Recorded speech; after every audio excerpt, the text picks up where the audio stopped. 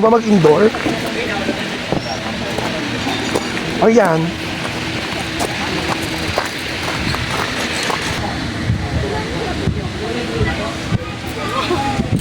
Tapos ako tiras tayo magkape.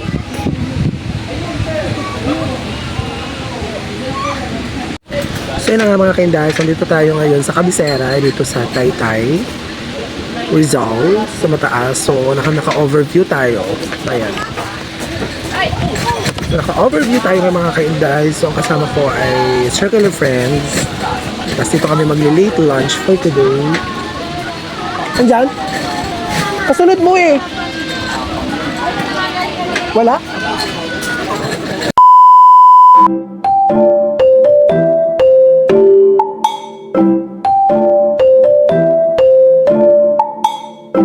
One eternity later.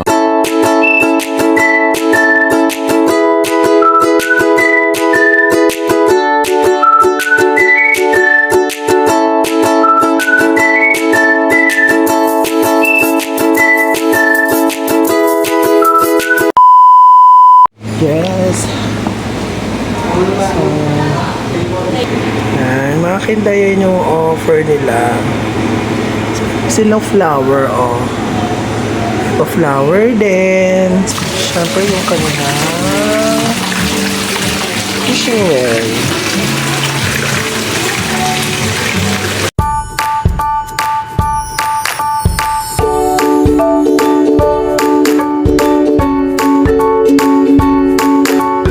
A few inches later. Yes. Pastries. Ayan. Ang pastries nila. Montage.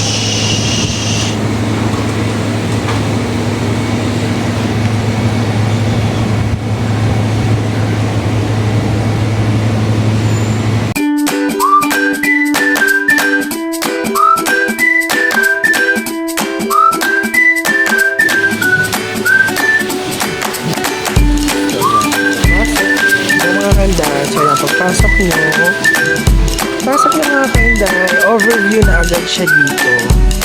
Overview na agad po siya mga kainday. Nakikita nyo na ang city view, city overview. Actually, mas maganda ito pag sa ganun. Tapos meron sila yung parang picture-picturean. Mamaya papapicture tayo dyan. So for now, kakain muna tayo. Kasi we're Tommy na. 2,000 years later.